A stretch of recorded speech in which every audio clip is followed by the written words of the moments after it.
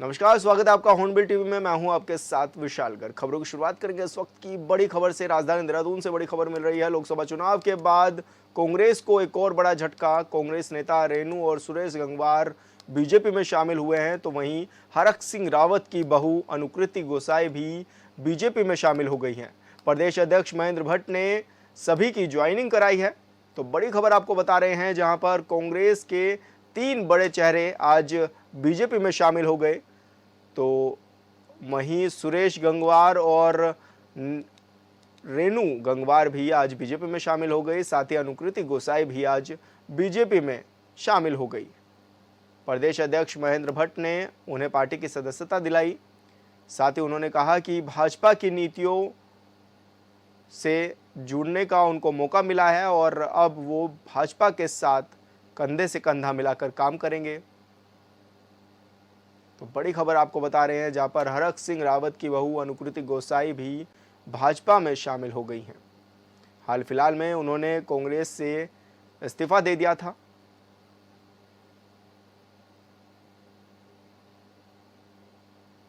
तो बड़ी खबर आपको बता रहे हैं, जहां पर कांग्रेस के 3 बड़े चेहरे आज भाजपा में शामिल हो गए। कांग्रेस का दामन छोड़ बीजेपी का दामन थाम लिया है। 3 बड़े नेताओं ने आज, सुरेश गंगवार, रेणु गंगवार और अनुकृति गोसाई ने आज भाजपा का दामन थाम लिया है।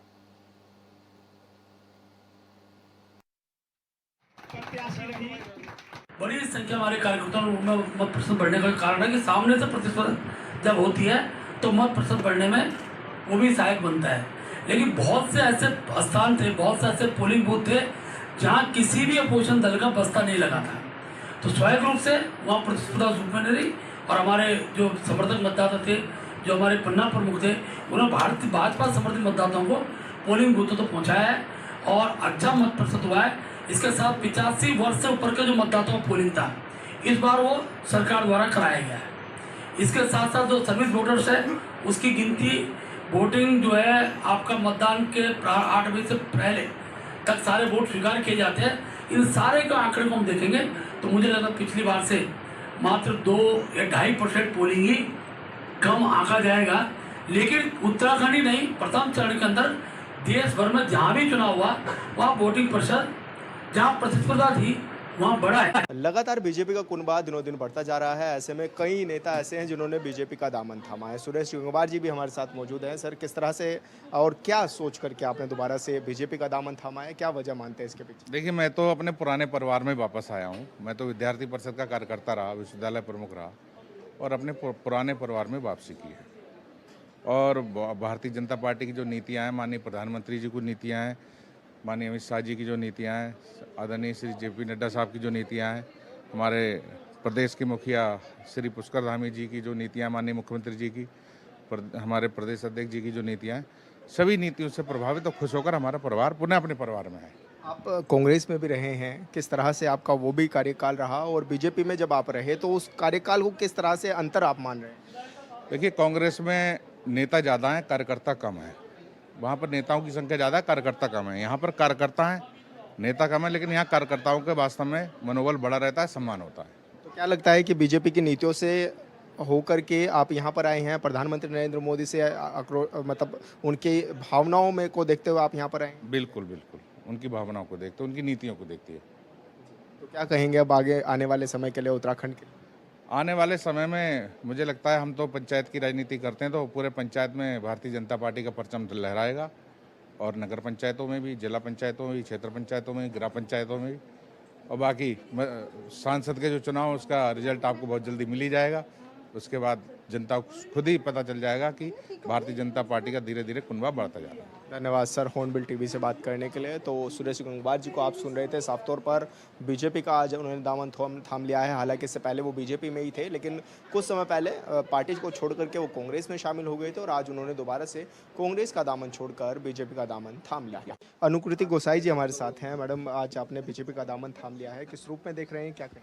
देखिए, मैं सोचती हूँ कि आज ये समझने की आवश्यकता है कि जिस तरीके की उत्तराखंड की हम उम्मीद करते हैं, एक विकसित उत्तराखंड का सपना जो हम सभी लोग देखते हैं, वो आदरणीय नरेंद्र मोदी जी के नेतृत्व में उनके नेतृत्व में पूरा होने जा रहा है। जिस तरीके से उन्होंने उत्तराखंड को, जो स्नेह उत्तराखंड से उनका देखने के लिए मिला है और उत्तराखंड का ये दशक बताया है, मैं सोचती हूँ कि आने वाला जो समय है वो उत्तराखंड को विकसित उत्तराखंड बनाने में पूर्ण सहयोग करेंगे। ये मेरी उम्मीद है उनसे, और मुझे पूर्ण विश्वास है कि उनके नेतृत्व में हम आगे बढ़ेंगे। यानी कि प्रधानमंत्री जी से प्रभावित होकर के आप यहाँ पर आए। जी बिल्कुल, उनकी जिस तरीके से वो वोकल फॉर लोकल की बात करते हैं, जिस तरीके से प्रधानमंत्री नरेंद्र मोदी जी ने आत्मनिर्भर भारत की बात करी, आत्मनिर्भर उत्तराखंड की बात करी, मैं सोचती हूँ कि उसी उद्देश्य को लेकर जब मैं उत्तराखंड में पहली बार आई तो अपनी महिलाओं को आत्मनिर्भर बनाने का मैंने काम किया, और निरंतर रूप से मैं सोचती हूँ कि बहुत महत्वपूर्ण है अपने प्रदेश को भी विकसित करने के लिए, देश को विकसित करने के लिए, कि हमारे जो लोग हैं, हमारी जो मातृशक्ति है, हमारी जो युवा शक्ति है, अगर आत्मनिर्भरता की तरफ बढ़ेगी तो हमारे देश को विकसित देश होने से, विकसित भारत बनने से और उत्तराखंड को विकसित उत्तराखंड बनने से कोई नहीं रोक सकता। धन्यवाद अनुकृति जी। तो हमसे बातचीत कर रहे थे अनुकृति गोसाई, जो कि बता रहे थे कि प्रधानमंत्री नरेंद्र मोदी की नीतियों से प्रभावित होकर उन्होंने बीजेपी का दामन थामा है।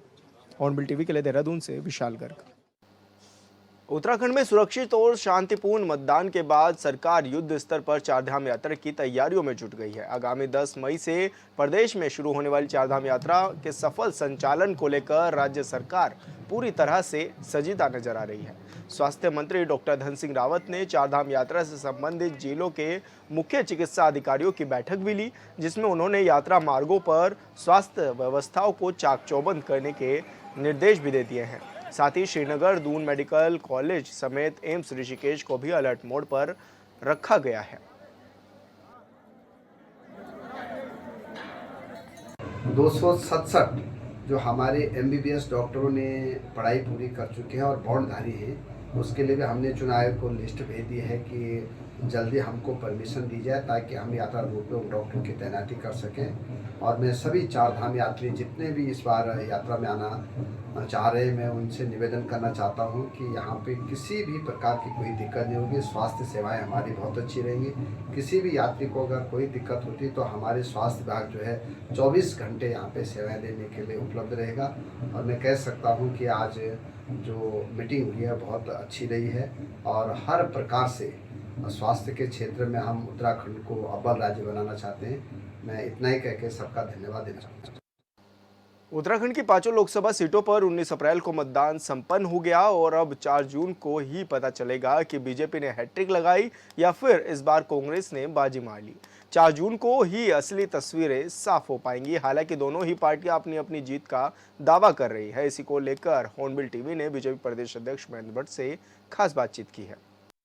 बीजेपी प्रदेश अध्यक्ष महेंद्र भट्ट जी हमारे साथ हैं। सर, लगातार ज्वाइनिंग करा रहे हैं आप और इतनी बड़ी संख्या में, क्योंकि आपके नेतृत्व में जब से आपने प्रदेश अध्यक्ष का भार संभाला है, लगातार हम देख रहे हैं कि उत्तराखंड में एक के बाद एक ताबड़तोड़ 15,000 जो आपने ज्वाइनिंग करा दी। किसका श्रेय भी इसको देंगे और किस रूप में आप इसको देख रहे हैं? देखिए, वोटिंग के बाद भी हमारा क्रम जारी है। इसका माने प्रदेश का माहौल इससे स्पष्ट होता है। आज भी बड़ी संख्या में दूसरे दलों के लोग भारतीय जनता पार्टी में आए हैं। इससे पूर्व में भी लगभग 15,000 से ऊपर की संख्या हमारी ज्वाइनिंग की हो गई है। तो ये आज की ज्वाइनिंग इस बात का प्रमाण है कि कल परसों जो मतदान हुआ उस मतदान का रुझान क्या होगा।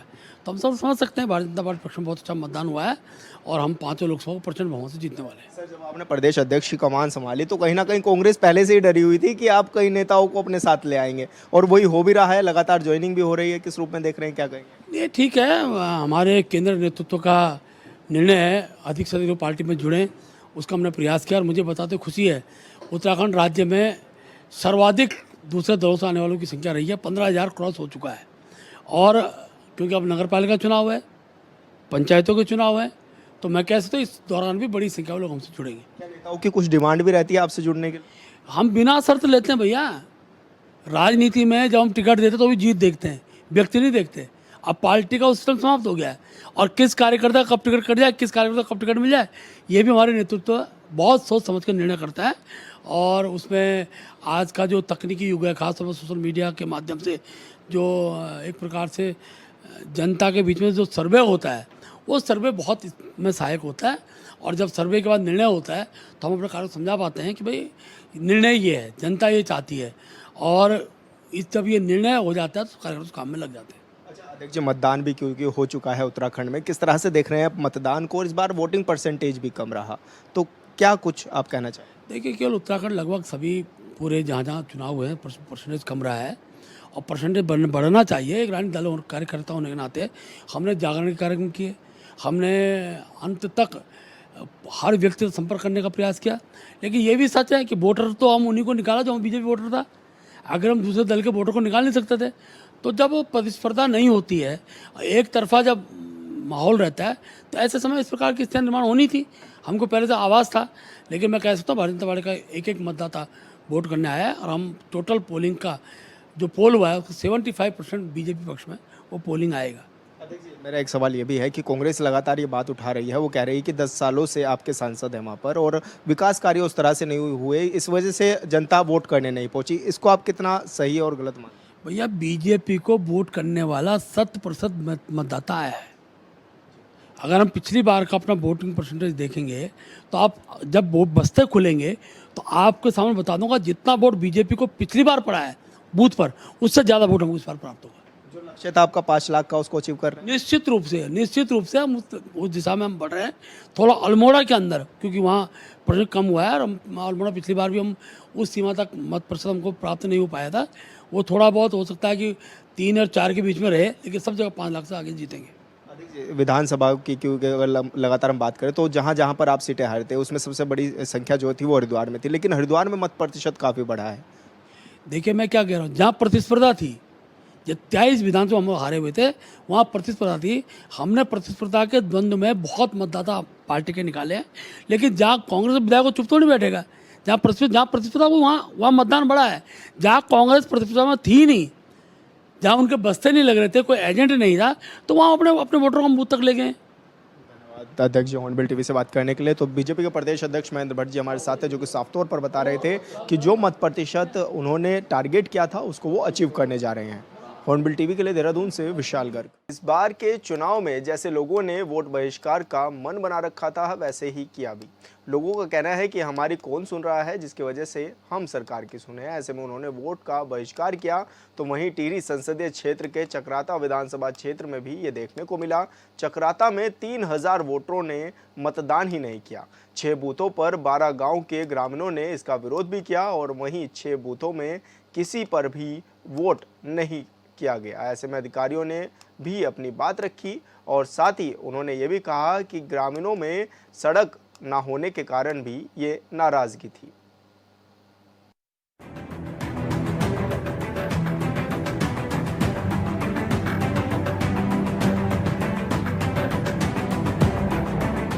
नहीं मैम, हम ये चाहते हैं कि हम रोड की स्वीकृति, वित्तीय स्वीकृति चाहिए हमको। जिस दिन हम, क्योंकि अभी तो मैम ये 24 ये लोकसभा है हमारा, तो आगे पंचायत और विधानसभा का भी बहिष्कार करने का पूरा हमने तय कर रखा है। 6 बूथों पर 12 गांव के ग्रामीणों ने किया विरोध। उत्तराखंड की 5 लोकसभा सीटों पर वोटिंग 19 अप्रैल को संपन्न हो गई, लेकिन अब 2 तस्वीरें सामने आ रही हैं। वो हैरानी की बात है, यकीन करना मुश्किल है, लेकिन ये सच है कि टिहरी संसदीय क्षेत्र के चकराता विधानसभा क्षेत्र के 12 गांव के 3000 से ज्यादा वोटरों ने इस बार मतदान ही नहीं किया। हमारा कहना तो यही है कि हमारा चुनाव बहिष्कार जारी है, इसलिए आज यदि हमारे पास शासन प्रशासन में लोग आ रहे हैं, कोई ठोस सबूत नहीं है उनके पास भी। यही कह रहे कि आप चुनाव करिए, आप उसके बाद हम आपकी बात आगे रखेंगे, प्रक्रिया आगे चलेगी। सर, ये तो हम 32 साल सुनते आ रहे हैं कि आप वोट करिए, उसके बाद आपका काम हो जाए, लेकिन काम तो नहीं हो रहा ना, रोड का डामरीकरण नहीं हो रहा है। इसलिए है कि इस बार चुनाव बहिष्कार रहेगा ही रहेगा। और हमने ये भी, जब हमने 11 सितंबर 2023 को हमने जब ये धरना प्रदर्शन पीडब्ल्यू ऑफिस में धरना प्रदर्शन किया था, तो हमने उस समय जो है डीएम साहब को भी लिख के दिया था, और एसडीएम साहब को लिख के दिया था, और पीडब्ल्यू को लिख के दिया था कि यदि हमारा धरना प्रदर्शन के बाद भी यदि हमारी आवाज़ नहीं सुनी गई, हमारी बात नहीं सुनी गई, तो हम 2024 का जो लोकसभा का चुनाव होगा संपूर्ण रूप से बहिष्कार करेंगे। उसके बाद भी संज्ञान नहीं लिया गया है। 6 बूथों में किसी पर भी नहीं पड़ा एक भी वोट। अधिकारियों ने की बात नहीं माने ग्रामीण। लोकतंत्र के इस महापर्व पर एक और जहां देश में पहले चरण का मतदान जारी था, तो टिहरी के चकराता के निर्वाचन आयोग के अधिकारी ग्रामीणों को मनाने में जुटे थे। वरीय अधिकारियों ने ग्रामीणों से फोन पर बात की और समझाने की कोशिश की, लेकिन गांव के ग्रामीण नहीं माने और सभी ने इलाके के 6 बूथों पर एक भी वोट नहीं डाला।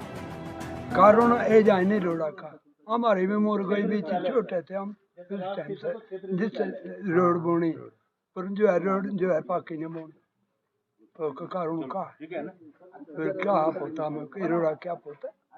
अधिकारी आ रहे हैं, कह रहे हैं कि बना देंगे। बना देंगे विधायक आते हैं बेड़े बोले आए बने देंदा वोट पुदे रोड मैं बना दूंगा फिर बाणी क्यों नहीं है। सड़क डामरीकरण नहीं होने से नाराजगी टिहरी संसदीय क्षेत्र में है सभी 12 गांव। ग्रामीणों का कहना है कि बीते 3 दशक से अपनी जान जोखिम में डालकर सफर करने को मजबूर हैं। उक्त मोटर मार्ग को लेकर पिछले कई वर्षों से ग्रामीणों ने विभाग के अधिकारियों, क्षेत्र के जनप्रतिनिधियों को लिखित और धरना प्रदर्शन के माध्यम से अवगत कराया, लेकिन सभी गहरी नींद में सोए रहे। हमारा कहना ये है, ये प्रशासन के लोगों को भी सूचित किया है हम लोगों ने, तो टाइम मिला था उनके लिए, वो भी टाइम से नहीं आए। आज पहुंच रखे जब जो है नामुमकिन समय हो रहा है, और पहले हमने सबको सूचित किया, लिख के दिया, खुद प्रयास किया कि आ जाओ कोई समझाओ, और आज आ रखे जब कोई जो है हमारे पास कोई जरिया नहीं है। 12 गांव है, एकदम से इकट्ठे नहीं हो सकते, और एकदम से जो है अब हमारे हिसाब से नामुमकिन ये कार्य होना है। चक्राता विधानसभा से कांग्रेस के एमएलए जान जोखिम में डालकर करना पड़ता है सफर। लोकसभा चुनाव की घोषणा के बाद ही ग्रामीणों ने वोट बहिष्कार का ऐलान कर दिया था, फिर भी जिला प्रशासन से लेकर निर्वाचन अधिकारी तक नींद से नहीं जागे। लिहाजा ग्रामीणों में आक्रोश बढ़ गया और सभी ने पूर्ण रूप से वोट बहिष्कार का ऐलान कर दिया। जैसे ही खबर वरीय अधिकारियों तक पहुंची, सभी दलीलें देने लगे। देखिए, जैसे मैंने अभी पहले बताया कि हम सुबह 7 बजे से बैठ रखे हैं, यहाँ पे हमारी पूरी टीम बैठ रही है, और ये सुनने में आ रहा है, हम लोगों ने कोशिश की थी कल भी लोगों से मिलने की, तो यही बताया गया कि बहिष्कार है और यहाँ पे वोट डालने कोई नहीं आएगा। पूरे खत पूरा ऐसा बोला है कि 7-8 गाँव का 6 गाँव का खत है, तो वहाँ पूर्ण बहिष्कार है। वर्षों से 12 गांव के हजारों ग्रामीण हैं परेशान।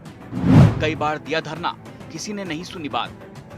12 गांव के लोग बताते हैं कि चुनाव बहिष्कार को लेकर भी शासन प्रशासन को पूर्व में ही अवगत करा दिया गया था, लेकिन आखिरी वक्त तक किसी ने ठोस आश्वासन तक नहीं दिया। ग्रामीणों का कहना है कि यदि इसके बावजूद भी शासन प्रशासन नहीं जागा, तो आने वाले पंचायत और विधानसभा चुनाव का पूर्ण रूप से बहिष्कार किया जाएगा।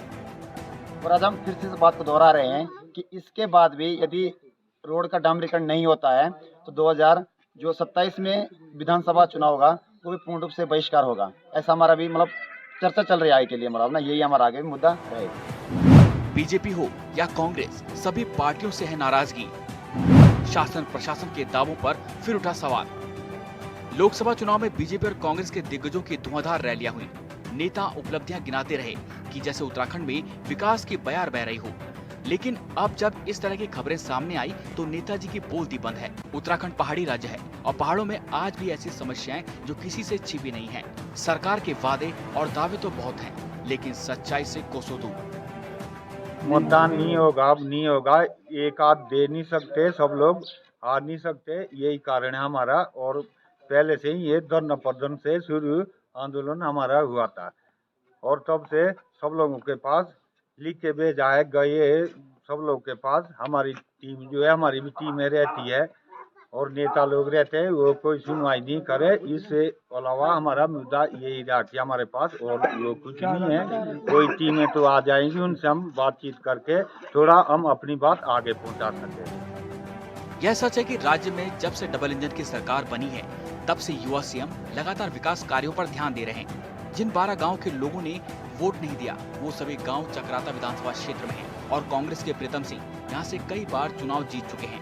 ऐसे में सवाल है कि क्या विधायक इन ग्रामीणों की समस्याएं सदन में नहीं उठा पाते हैं, या फिर विधायक ने शिकायत की और अधिकारियों ने ध्यान नहीं दिया। वजह चाहे जो भी हो, लेकिन किसी भी चुनाव में 6 बूथों पर एक भी वोट नहीं पड़ना अपने आप में बड़ी बात है। और यह सिर्फ शासन प्रशासन ही नहीं, बल्कि निर्वाचन आयोग की कार्यशैली पर भी सवाल है। Bureau report, hornbill TV.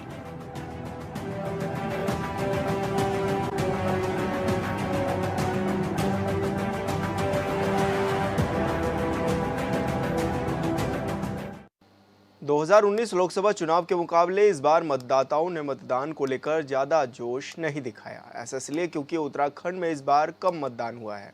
निर्वाचन विभाग ने मतदाता जागरूकता अभियान भी चलाया, इसके बावजूद भी इस बार कम मतदान हुआ। कुछ जिलों में स्थिति ये रही कि हज़ारों वोटरों ने तो मतदान ही नहीं किया। आखिर इसके पीछे की वजह क्या थी, देखिए इस रिपोर्ट में। विधानसभा में हमेशा कांग्रेस के विधायक रहे हैं, वहाँ के वो मंत्री भी रहे, कैबिनेट मंत्री कई बार रहे, एक बार नहीं अनेकों बार कैबिनेट मंत्री रहे हैं। तो इसका जवाब कांग्रेस वालों को देना चाहिए। और जो वहाँ पे बहिष्कार हुआ वो भारतीय जनता पार्टी की नाकामी है।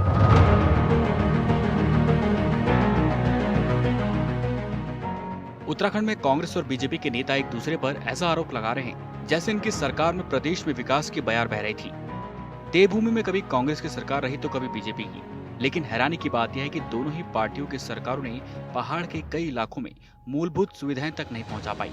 और अगर ऐसा नहीं है तो फिर प्रदेश के 25 से ज्यादा जगहों पर राज्यवासियों ने वोट क्यों नहीं किया? प्रकृता विधानसभा में हमेशा कांग्रेस के विधायक रहे हैं, वहाँ के वो मंत्री भी रहे, कैबिनेट मंत्री कई बार रहे, एक बार नहीं अनेकों बार कैबिनेट मंत्री रहे हैं। तो इसका जवाब कांग्रेस वालों को देना चाहिए कि आखिर क्यों 15 गाँव ने एक साथ चुनाव का बहिष्कार किया। क्योंकि अगर विकास का काम वहाँ पर नहीं हुआ तो उसके जिम्मेदार, क्योंकि वहाँ के विधायक हैं, कांग्रेस के नेता प्रतिपक्ष भी रहे हैं, कांग्रेस के प्रदेश अध्यक्ष भी रहे हैं, तो उनसे इसका जवाब लेना चाहिए। लोकसभा चुनाव के पहले चरण में ही उत्तराखंड की 5 लोकसभा सीटों पर वोटिंग खत्म हो गई। वोटिंग के बाद जो निर्वाचन आयोग के आंकड़े जारी किए गए वो अपने आप में बड़े सवाल हैं। सवाल विपक्ष की भूमिका पर है, सवाल जिला प्रशासन से लेकर निर्वाचन आयोग की कार्यशैली तक है, और जवाब के नाम पर सभी के पास सिर्फ दलीलें हैं। दरअसल 2 चुनाव से इस बार कम मतदान हुए हैं। इस बार 56% के करीब वोटिंग हुई, जो पिछले 2 चुनाव से कम है। प्रीतम सिंह जी प्रदेश के मुख्यमंत्री नहीं है, वो वहाँ से विधायक जरूर है वहाँ से, लेकिन जो सरकार है भारतीय जनता पार्टी के, जहाँ जहाँ पे हमारे कांग्रेस के विधायक हैं उनके क्षेत्रों को नज़रअंदाज कर रहे हैं। वहाँ पे विधायक निधि भी, उसके अलावा विधायक निधि के अलावा जो विकास की जो योजनाएं होती हैं वो जनता को नहीं दे रहे हैं। पिछले चुनाव यानी 2019 में प्रदेश के 10 इलाकों में मतदान ना के बराबर हुआ था, लेकिन इस बार आंकड़ा 25 तक पहुंच गया। 25 जगहों पर लोगों ने मतदान ही नहीं किया। टिहरी संसदीय क्षेत्र के चक्राता विधानसभा में तो 6 बूथों पर 12 गांव के लोगों ने 3000 से ज्यादा वोटरों में से किसी ने भी वोट नहीं किया। गांव के लोगों ने मीडिया के सवालों पर कहा कि जब शासन प्रशासन को हमारी चिंता ही नहीं है तो फिर वोट देने का क्या मतलब। किसी भी चुनाव की तैयारी महीनों पहले से शुरू हो जाती है। फिर सवाल भी अपनी जगह पर सही है कि जब वोटरों से नाराजगी थी तो पहले से ही शासन प्रशासन और आयोग ने ग्रामीणों से बात क्यों नहीं की, जबकि ये सभी जानते हैं कि चुनाव की घोषणा से पहले ही नाराज लोगों ने मतदान बहिष्कार का ऐलान कर दिया था।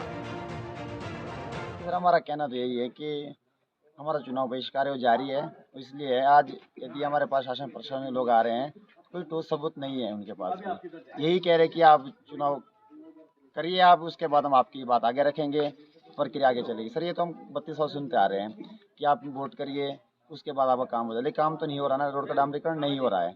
इसलिए है कि इस बार चुनाव बहिष्कार रहेगा ही रहेगा।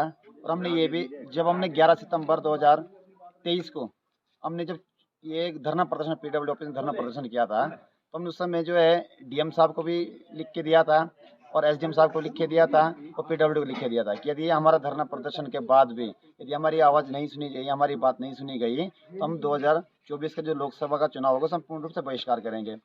कारण ए जाए नहीं रोड़ा का, हमारे भी मोर गई भी छोटे थे हम उस टाइम से, जिससे रोड बोनी पर जो है रोड जो है पाकी ने बोनी तो कारण का फिर क्या होता है रोड़ा क्या होता है। अधिकारी आ रहे हैं, कह रहे हैं कि बना देंगे विधायक आते हैं बेड़े बोले आई बने धंधा वोट पुदे रोड मैं बना दूंगा फिर बाणी क्यों नहीं है। लोकसभा चुनाव हो या फिर विधानसभा चुनाव या फिर नगर निकाय चुनाव, सभी पार्टियों के दिग्गज नेताओं की सभा होती है। रैलियों में बड़ी बड़ी बातें की जाती है, वादे किए जाते हैं। इस चुनाव में भी ऐसा ही हुआ। कांग्रेस हो या फिर बीजेपी, दोनों पार्टियों के नेताओं ने चुनावी सभा में बड़ी बड़ी बातें की। वोटरों को साधने की सुविधा देने के नाम पर घोषणा पत्र जारी किए गए। कहा गया कि चुनाव जिता दीजिए, फिर देखिए आपकी किस्मत बदल जाएगी। पहले भी चुनाव हुए और पहले भी वादे किए गए, लेकिन क्या हुआ यह जनता अच्छे से जानती है। मौजूदा वक्त में बीजेपी की डबल इंजन वाली सरकार है, लिहाजा विपक्ष को आरोप लगाने का मौका मिल सकता है। लेकिन इस बात को समझना होगा कि प्रदेश में वर्षों तक कांग्रेस की भी सरकार रही और ग्रामीणों की समस्या कोई आज की नहीं है, वर्षों की है। क्योंकि वहाँ कांग्रेस का विधायक है, पक्षपात ये लोग कर रहे हैं। तो कांग्रेस के समय पे ऐसा कोई पक्षपात नहीं होता था, और जो वहाँ पे बहिष्कार हुआ वो भारतीय जनता पार्टी की नाकामी है। अगर वो कुछ काम करते तो वहाँ का जो युवा है, जो आम जनता है, वो उनको मतदान करती। लेकिन ये भारतीय जनता पार्टी का फेलियर है, जो लोगों ने मतदान से अपनी दूरी बना के रखी और कांग्रेस के पक्ष में लोगों ने मतदान किया। सुनने में नेताओं को शायद ठीक नहीं लगेगा, लेकिन ये कहने में कोई परेशानी नहीं कि हिमालय राज्य उत्तराखंड, जिसकी पहचान पूरी दुनिया में देवभूमि के नाम से है, यहाँ के लोगों को आज भी मूलभूत सुविधाएं तक नहीं मिल पा रही। पहाड़ में सड़क, शिक्षा, अस्पताल समेत कई सुविधाओं का अभाव है, जिसकी वजह से शांत वादियों में रहने वाले देवभूमि की जनता वर्षों से परेशान है।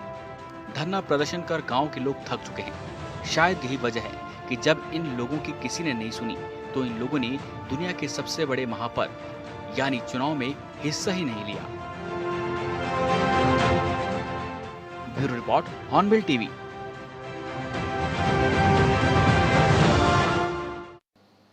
और फिलहाल इस बुलेटिन में इतना ही। आप देखते रहिए हॉर्नबिल टीवी। नमस्कार।